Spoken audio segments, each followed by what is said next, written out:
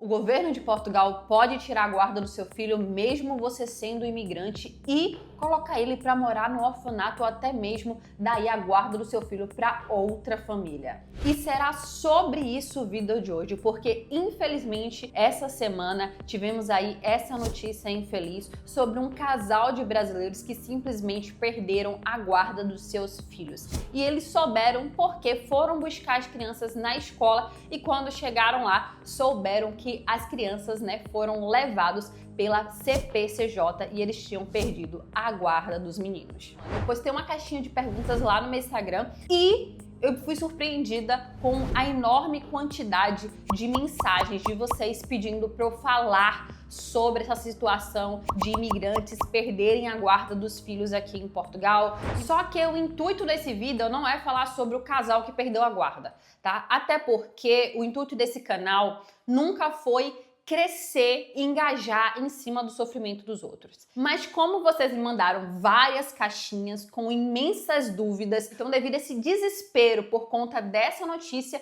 eu resolvi fazer esse vídeo para alertar o máximo de pessoas possíveis e isso não acontecer com você. A primeira coisa que você precisa saber é o que é o CPCJ, que estão sempre falando e na verdade estão botando um terror em cima do CPCJ. CPCJ significa Comissão de Proteção da Criança e do Adolescente, do jovem, Enfim, então basicamente é como se fosse aí a associação que protege os direitos das crianças e dos adolescentes aqui em Portugal.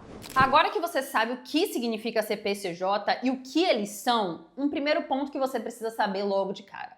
O CPCJ, eles não vão acordar hoje, apontar para o teu filho, selecionar de forma aleatória e tirar a guarda da sua criança. Isso não acontece, a não ser que você descumpra alguma regra que protege por lei, ou seja, você quebra alguma lei que protege o direito da criança e do adolescente. E isso ameace de forma direta o bem-estar da criança. E é bom deixar isso bem claro aqui logo nesse vídeo no sentido geral, principalmente no início, porque se a lei hoje aplicada em Portugal fosse a mesma lei aplicada no Brasil, eu creio que basicamente 70% ou mais dos pais não teriam a guarda dos filhos. Porque no Brasil, infelizmente, a gente tem uma cultura, muitas vezes, muito negligente com a criança. Tem uma frase que a gente usa muito na Bahia, que eu sou nordestina, sou baiana, e minha mãe falava muito essa frase com um dos meus irmãos. E que lá no Brasil a gente cria muito filho que nem batata. Sabe como é batata? Batata é a coisa mais fácil de você criar. Você vai lá, joga na terra, deixa lá e ela cresce sozinha. Então a gente fala muito que tem gente que cria filho que nem batata, Joga na terra e deixa lá pra ver se ele cresce e se cria sozinho. E aqui não. Aqui em Portugal existem leis completamente diferentes que eu vou te falar agora, que podem fazer você perder a guarda do seu filho caso você não cumpra com um desses requisitos e essas regras que são leis para proteção da criança e do adolescente. Lembrando, tá, que o que eu vou mencionar aqui nesse vídeo não tem nada a ver, nada vinculado com um casal que teve aí a vida exposta através dessas notícias e etc, ok? O que eu vou fazer aqui é esclarecer para você como funciona a lei de proteção da criança e do adolescente aqui em Portugal. Eu vou citar algumas aqui, as principais, tá? Porque algumas eu acho que a maioria já sabe, que é de forma geral, mas algumas que não são comuns no Brasil e aqui em Portugal é obrigatório. Como, por exemplo, a criança não pode faltar aula de forma injustificada. Não. Aqui em Portugal não se pode faltar aula porque quer. Por exemplo, seu filho acordou hoje meio cansadinho, você olhou, ficou com pena e falou: "Ô, meu amor, não precisa ir hoje não.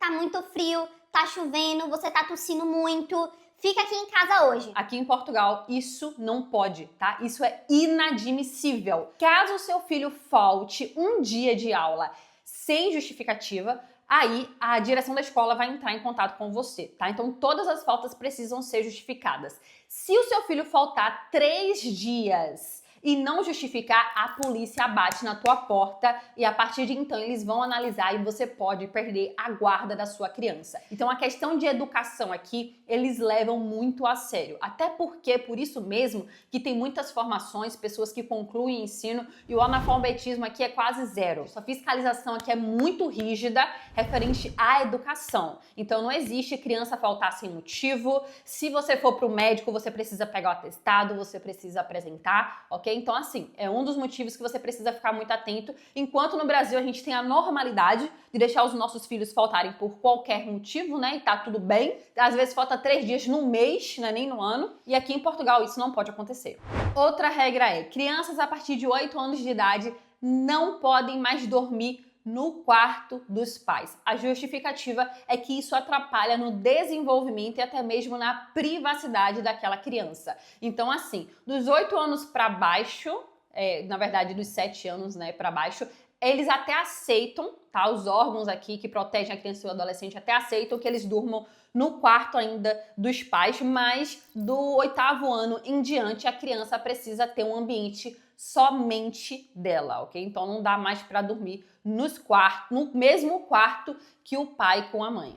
Outro ponto muito importante, que isso é muito comum no Brasil, mas aqui faz você perder a guarda do seu filho. E eu já vi gente perdendo guarda por isso. Crianças só podem ficar sozinhas em casa a partir dos 12 anos de idade. E mesmo que essa criança tenha permissão legal de ficar em casa a partir dos 12 anos, porque ela já tem 12 anos, caso ocorra algum acidente com essa criança dentro de casa, por ela estar sozinha, a responsabilidade ela é colocada 100% em cima dos pais, dos responsáveis, ok? Então, se você tem um filho, ele é menor de 12 anos de idade, você precisa trabalhar, você tem que arranjar um local para deixar o seu filho. Na escola, tá? Põe ele no ATL. Se você não sabe, a ATL é um método de ensino aqui em Portugal, onde basicamente seu filho fica de 8 da manhã às 6h30, 7 horas na escola. Então, esse método de ensino aqui em Portugal existe justamente por isso, porque o seu filho não pode ficar sozinho em casa se ele for menor de 12 anos. Vamos lá, outro exemplo. Se você tem 2 filhos, que a gente costuma muito no Brasil, tem aí uma criança de 13 anos e um menininho de 6. O mais velho fica olhando o mais novo. Quem nunca fez isso no Brasil? O irmão mais velho ficar de olho no irmão mais novo. Não existe, tá? Se você tem um filho menor de 12 anos, ele não pode ficar sozinho em casa, principalmente com outro menor de idade. Por mais que o de 12 anos tenha permissão legal de poder ficar sozinho em casa, quem tem essa permissão é ele, não o menorzinho, ok? O menorzinho precisa estar acompanhado de um responsável maior de idade. Então, tem que ter atenção aí nessas questões, senão a polícia bate na tua porta. Outro motivo que pode fazer você perder a guarda do seu filho é maus tratos, não só físicos, mas também emocionais. Eu vou deixar aqui do lado uma tabela que eu tirei direto da cartilha da Lei da Criança e do Adolescente, onde você tem uma noção do que seriam maus tratos emocionais. O que é um trecho muito importante, porque muitos pais perdem as guardas dos seus filhos justamente por não ter atenção que a agressão não é algo apenas físico. Acha que só a agressão física, né, os maus tratos físicos podem fazer você perder a guarda do seu filho, mas também os maus tratos emocionais estão inclusos. Só que eu vou deixar também aqui outro ponto importante, que também foi tirado lá da cartilha da lei, né, que protege a criança e do adolescente, que é referente à negligência física. Porque a gente pensa que negligência física é só roxo no corpo, né, batida, enfim, etc. Só que não. E o que seria essa negligência física? Roupas, higiene pessoal, quando a criança adoece com frequência e é sentido que não há uma responsabilidade por parte dos pais de resolver essa questão. Eu sei que os pais não têm culpa de uma criança adoecer com frequência, mas os pais têm culpa se essa criança adoece com frequência e é negligenciado um acompanhamento médico para ver o que está acontecendo com essa criança. E até um ponto referente a essa negligência física, que é sobre um trecho que tem lá na reportagem, lembrando que não é sobre os pais, mas é um trecho retirado da reportagem referente aos pais que perderam a guarda, onde as pessoas em vídeos nas redes sociais, Treco-Teco, Instagram, né, enfim, eles mencionam que a professora solicitou para os pais exames médicos, porque as crianças, né, os filhos em si, não estavam rendendo na escola, nas aulas. E essa professora, por falta de rendimento da criança, solicitou exames para os pais. E esses pais não fizeram. E as pessoas do Instagram, do TikTok, falam: mas desde quando o professor é médico? Que eu saiba, só médico que solicita exame. Professor não tem direito nenhum de solicitar exame. Vamos lá. Um dos pontos que eu mostrei para vocês referente à cartilha da Lei de Proteção da Criança e do Adolescente é a negligência física. Se um professor observou que é quem acompanha o desenvolvimento educacional daquela criança, que aquela criança não está desenvolvendo na escola, ele tem sim, tá, a oportunidade, a opção de solicitar exames para os pais. Por quê?